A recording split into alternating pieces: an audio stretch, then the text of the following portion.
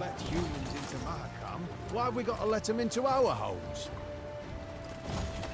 Dwarves don't let humans into Mahakam, why have we got to let them into our homes?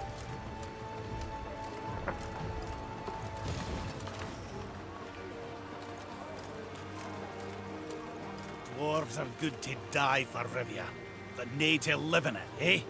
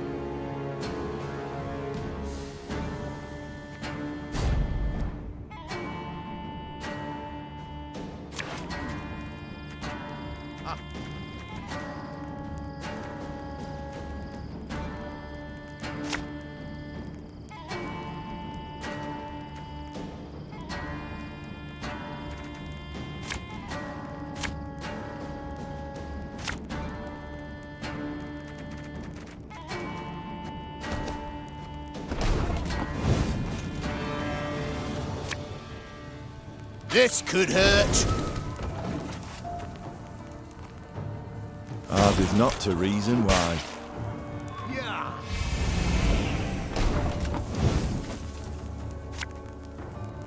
Watch your heads!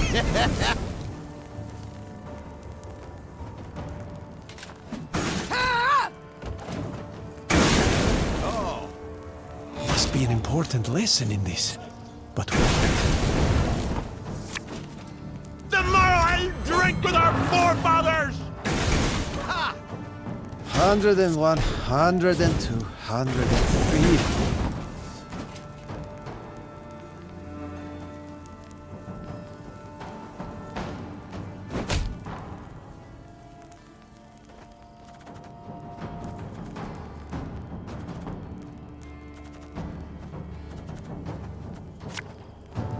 Left, right, left, right. Can't take it anymore.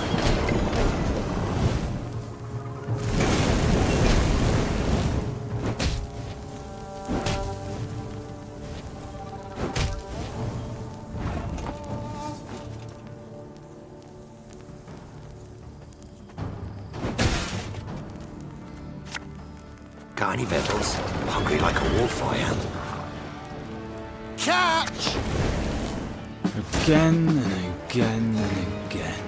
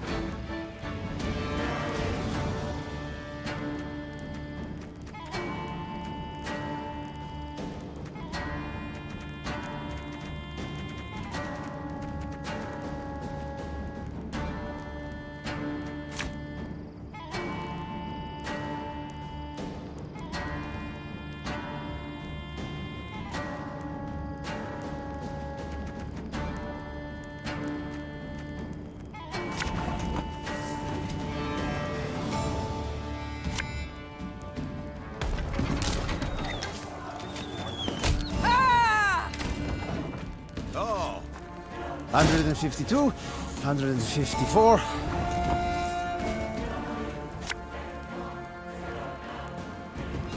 Army's a waste of time for one like me.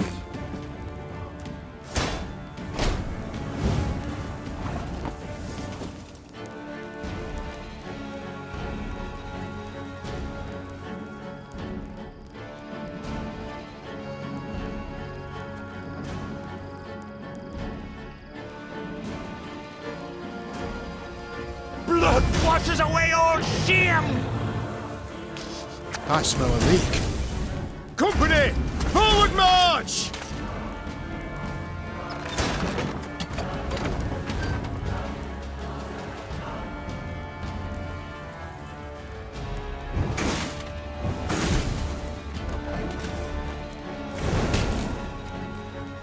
Hurak!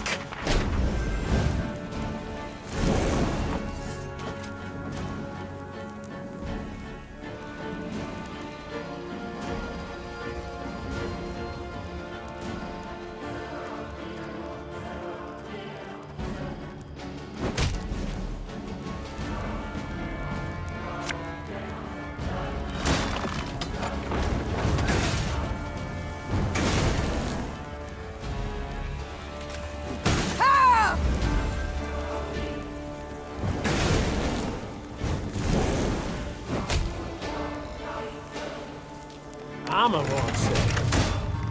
March on, march on.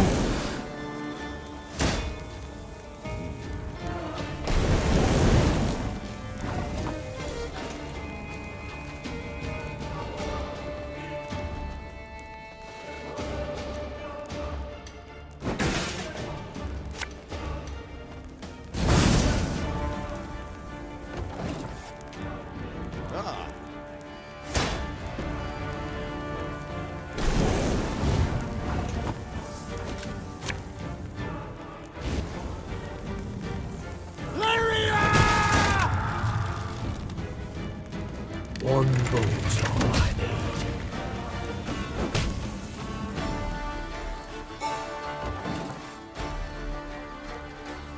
Go on, Enkazel!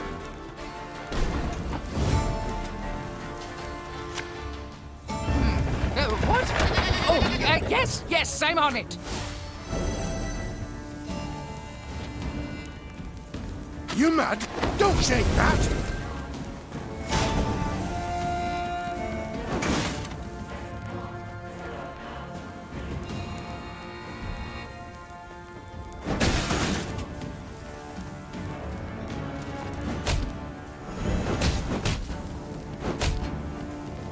For the Queen!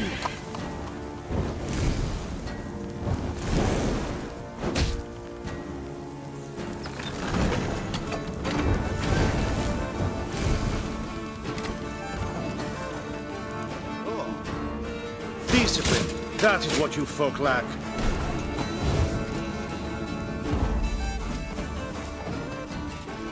I live to serve you. Without hesitation.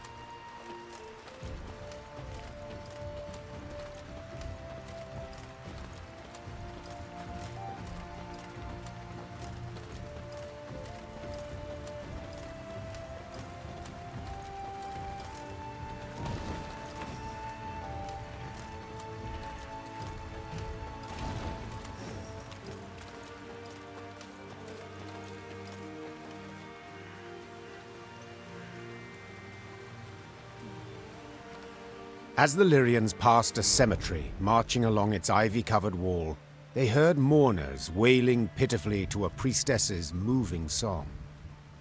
The soldiers dutifully lowered their heads. Their minds sought out fallen comrades and kin. and they wondered whom else the war would yet claim. Listen, Said Gascon, stirring me from her own meditation. I think I'll veer off for a bit, What for? To offer your condolences? in a manner of speaking. But just go on. I'll rejoin you soon.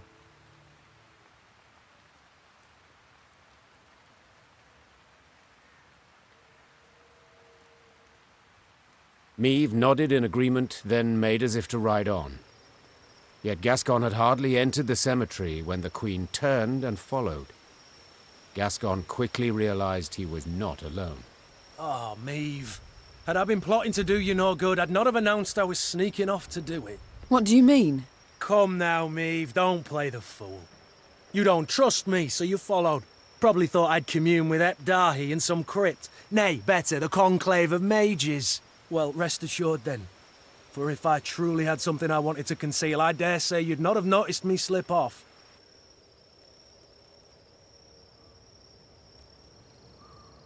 I was merely curious to see what you would do here. Ah, indeed. It is rather curious what folk do in cemeteries. Play tiddlywinks, perhaps? Or take in the sun? Gascon, I've grown used to you bending the rules of decorum, but now you overstep, sir. You overstep. Oh, will you have me flogged? Hold your tongue, sir, or I shall indeed. Splendid. Now tell me why you've come here.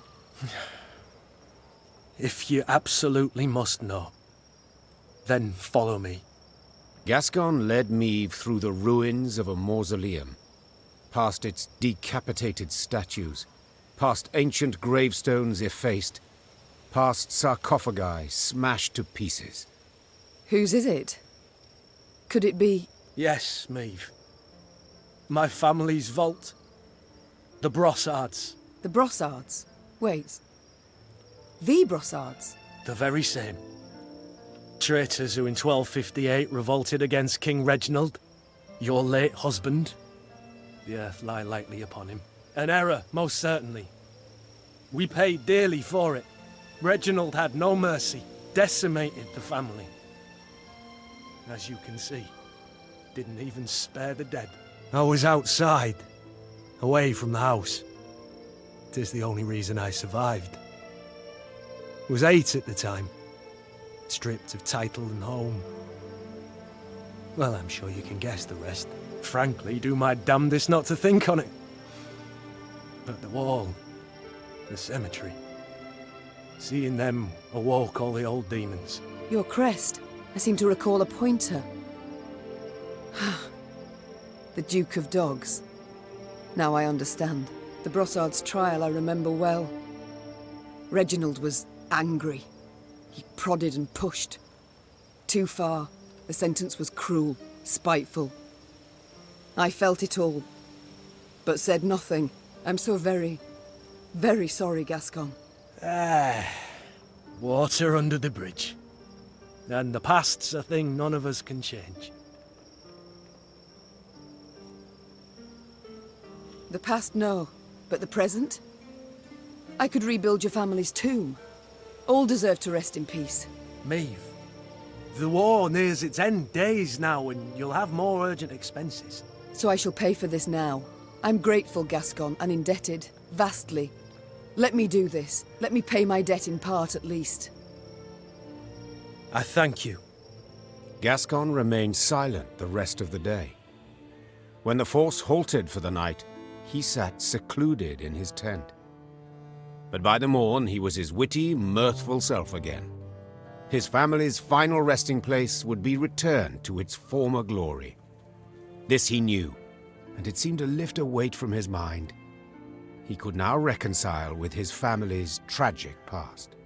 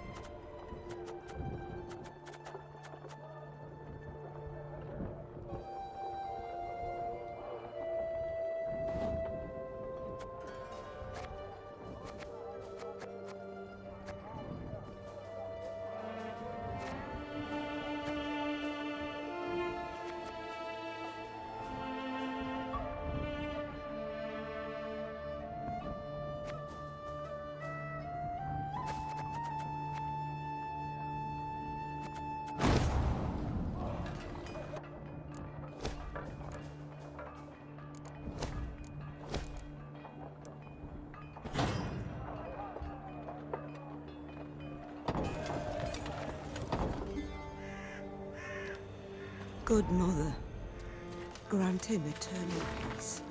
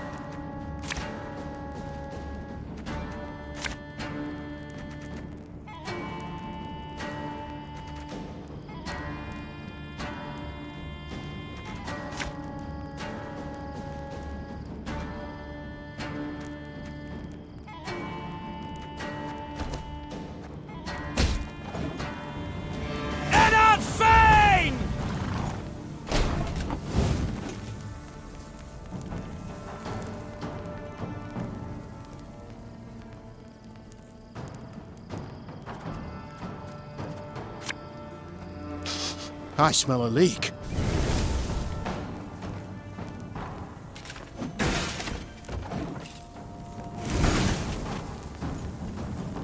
Hundred and 102, 103. You mad? Don't shake that! 152, 154.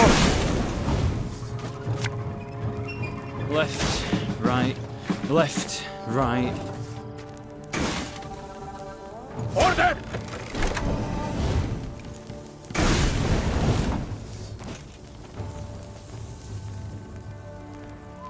I'm a one say.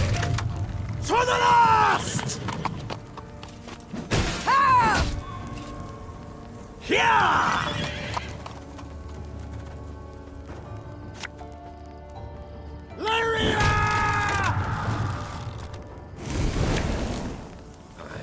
Yeah.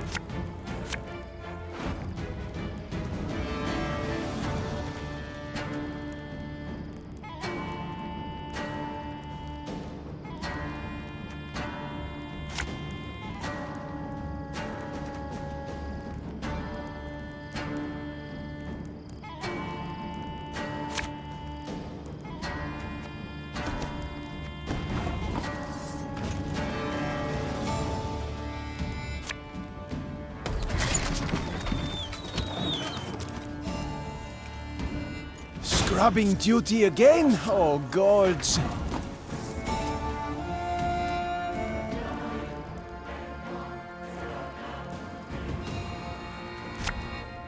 Got any victuals? Hungry like a wolf, I am. My boots got sand aplenty in them. This could hurt.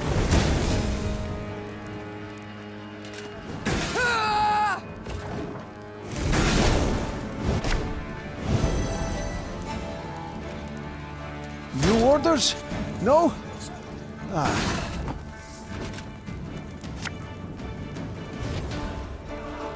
Watch your heads!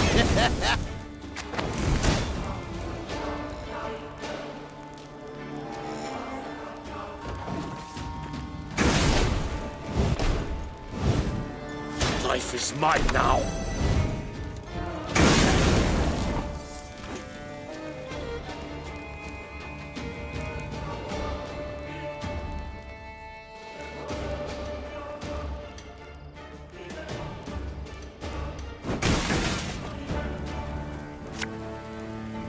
Pissing in the mort? Oh, you're dead.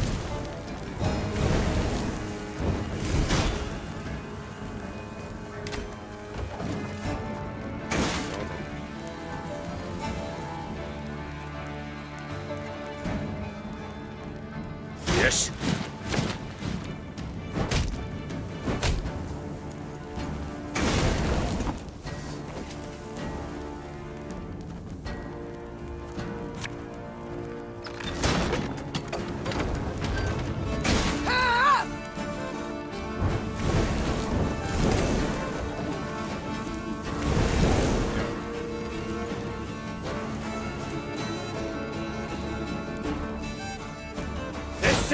Zweifel!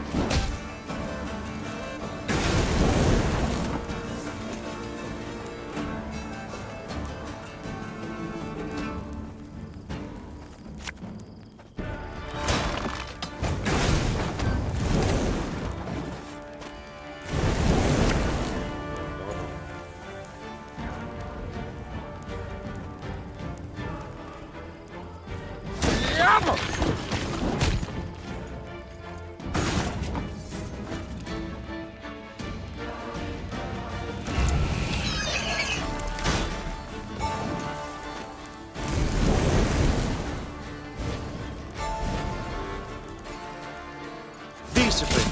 That is what you folk lack.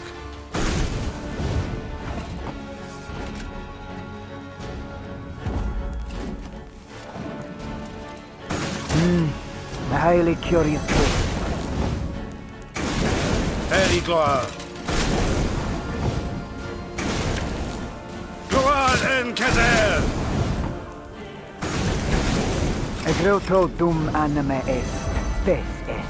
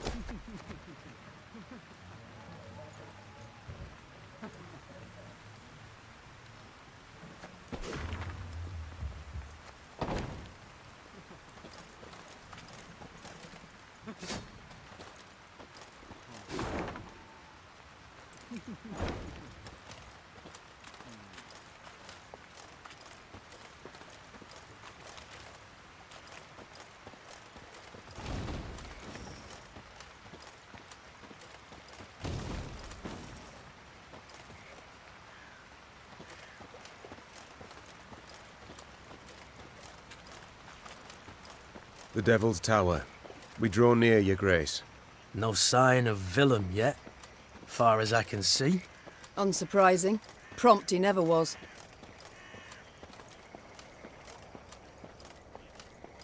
The Queen had chosen to meet Willem at Devil's Tower, and not without purpose. The structure stood on an isle, so no foe could approach without first exposing themselves on a narrow bridge. The isle had little vegetation midst which to conceal a large force. A small unit could evade detection. Altogether not much to fear. No escorts were your terms, Began Gascon, with a hint of mischief. but better safe than sorry, I always say. What are you suggesting? Yours truly and 4 chaps behind the walls. Give a signal, any signal, and we'll leap to your side. Meve struggled with her conscience. There was no honor in Gascon's plan, but prudence, certainly. In the end, she nodded in agreement, though not without compunction. Willem arrived soon after, the heavily armored cavalry he had in tow clearly there to boost his courage. He left them at the foot of the bridge and rode across alone. A stiff wind from the river nearly made off with his ermine fur cloak. Willem and the mother who'd borne him stood face to face. They gazed into each other's eyes, waiting to see who would look away first. When neither did, Meve broke the silence. Time flies, and I've a kingdom to liberate. No need to drag this out. What's this about? Tell me. I thought my messenger already did. Oh, he did. And how? Willem I wishes to arrange a truce. Only, Willem I is in no position to parley on an equal footing. Willem I can, at most, offer his unconditional surrender, because Willem I's losing this war. Yes, Mother, I am. And I see that by losing I've at last made you content. Willem, we do not meet as mother and son. We meet only as leaders of 2 armies at war. Can you separate the two? Truly? I must. If only not to lose my mind. I see. Then let us parley.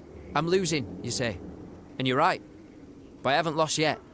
And have no intention to surrender. I am ready, however, to renounce my fealty to the Empire and pledge my forces to you. As long as you fulfill my conditions. Mm-hmm. Let me hear them. First, you will not rescind the reforms I've authorized already, any of them. Second, you will guarantee both my safety and that of my advisors. Third, I shall remain your heir, and next in line for the throne.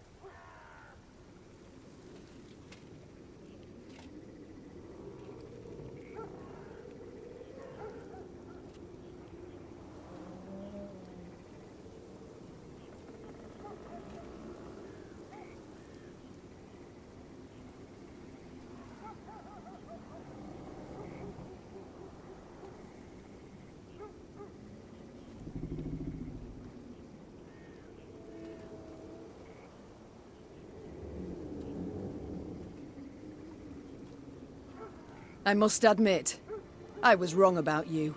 I'm not certain what you mean. How so? Always I thought you unremarkable, average, but this insolence today is anything but dull. It's unparalleled. Did you truly think I could forgive you? After you betrayed me, humiliated me so? Not worthy of my crown, that's what you are. Not now, not ever. Oh my. Then we shall meet on the battlefield. The battlefield? Sooner put you over my knee and whip you with my crop, boy. Gascon, grab him. With utmost pleasure. What? But how could you? It seems betrayal taints our blood, son. Take him away. Meve turned her back on Willem, now and for all time. Till the war's end, he remained in chains. And after? I'll tell you soon enough. Soon thereafter, Meve's army set out towards Rivia Castle. It would not be long now before the decisive battle.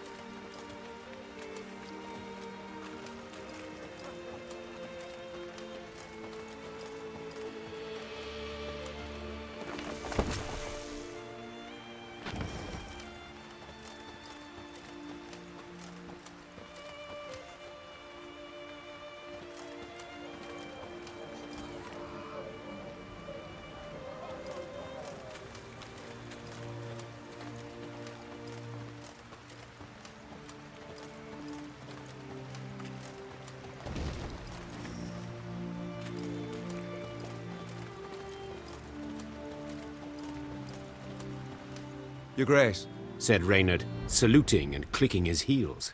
Peasants from the Scala region have arrived at camp. Supplicants, wishing to deliver a plea to your person. Meve sighed. Supplicants, trials, audiences. All aspects of queendom she did not miss. Very well. Bring them here. She replied. And instruct them to be brief, with no digressions. The band of commoners was led by a sturdily built beekeeper dubbed Ethelred, son of Theobald. Finding himself in the Queen's presence, he fell to his knees and waved his arms in his best impression of proper etiquette. Oh, my lady the Queen, your gracious mightiness, take pity on us tillers and toilers. Wars all around, leaving us but scraps to live off, and barely that, to be honest. So we beg you, don't do it. Don't raise the levies. We can't pay more than... What? Meve interrupted. What the devils are you talking about? What? Your decree? One they nailed to our notice board. The peasant said, sheepishly pulling out a parchment and pointing to the relevant paragraph with his rough finger. We, Queen Meve, do hereby proclaim that if our throne we shall recover, the tallage, murage, and pavage we shall raise threefold. The expenses of this war, for to compensate at the cost of the common folk. Meve and Reynard exchanged astonished glances. They had issued no such decree. Yet the document bore her signature and seal. Perhaps it was Willem's doing. Impossible, Meve said firmly. My son sank low, but not so low as to forge my name. Then who fabricated this decree? The Nilfgaardians. The Queen replied without hesitation. They have access to my seal, to my scribes. They wish to spread fear, uncertainty, and doubt, turn my folk against me. And they are liars without any honour. The Queen tore the falsified document to shreds. Knowing this would solve nothing, she had to find the printers churning out these fakeries and end their run.